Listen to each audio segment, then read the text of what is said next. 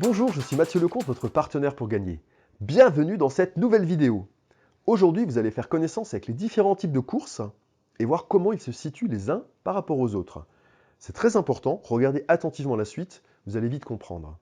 Une question pour commencer. À votre avis, pourquoi est-ce qu'un cycliste amateur n'a pas le droit de courir le Tour de France?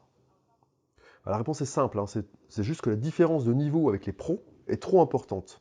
Un amateur se ferait laminer dès la première étape. Et bien en course hippique, c'est exactement pareil. Il y a une énorme différence entre les meilleurs chevaux et le fond du panier. Donc la question c'est, comment reconnaître les bons chevaux et les mauvais? Eh bien c'est très facile une fois que vous savez que les courses ont une hiérarchie. Et je vous propose de la découvrir maintenant en détail. Commençons par le bas de l'échelle.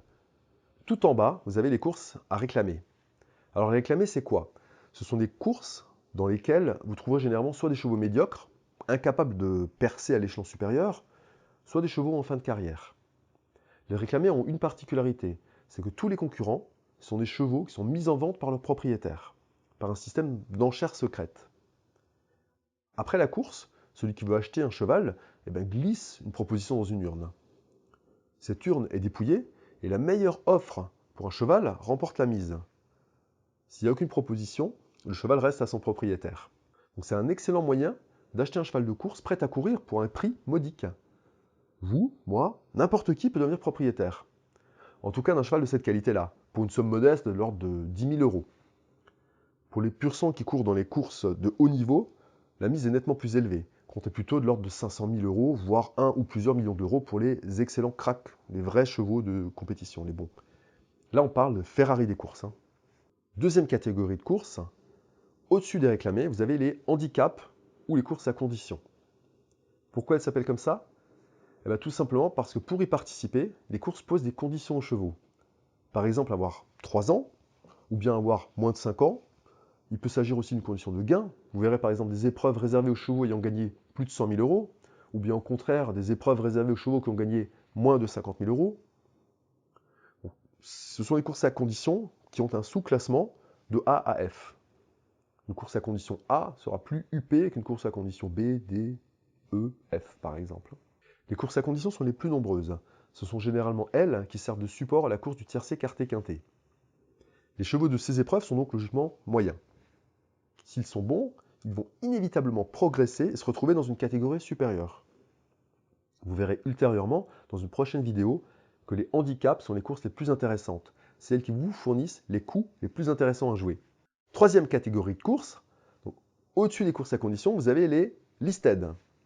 Les listed existent seulement en plat. Ce sont des épreuves où les chevaux sont au-dessus de la moyenne, d'un très bon niveau. Alors, récapitulons. Vous avez les réclamés tout en bas, puis les courses à conditions, puis les listed. Maintenant reste le haut du panier. Et le haut du panier, ce sont la quatrième catégorie de courses, les courses de groupe. Les groupes, c'est comme la Ligue 1 en foot, ou le top 14 en rugby. Seuls les tout meilleurs ont le droit d'y participer. Et il en existe 3 sortes. D'abord, vous avez les groupes 3, ce sont de très bons chevaux. Vous avez les groupes 2, qui sont encore un cran au-dessus. Et tout en haut, vous avez le top du top, ce sont les groupes 1, qui rassemblent ce qui se fait de mieux en termes de chevaux. C'est le gratin. Comme l'objectif des courses est d'améliorer la race chevaline et de la tirer vers le haut, les hongres n'ont pas le droit de participer aux courses de groupe. Les hongres, ce sont des chevaux castrés qui ne peuvent donc pas servir à la reproduction et ne servent donc pas à améliorer la race chevaline. Voilà, vous avez un aperçu de la pyramide avec les réclamés en bas et les groupes tout en haut. Chacune de ces 4 catégories évoquées a ses particularités. Et dans chacune, il y a des coups que vous pouvez faire en tant que joueur, y compris dans les réclamés. Vous aurez l'occasion de découvrir dans de prochaines vidéos comment et pourquoi chaque profil de course constitue une opportunité pour trouver des chevaux à jouer. Alors à très bientôt pour un nouveau rendez-vous. Très belle fin de journée.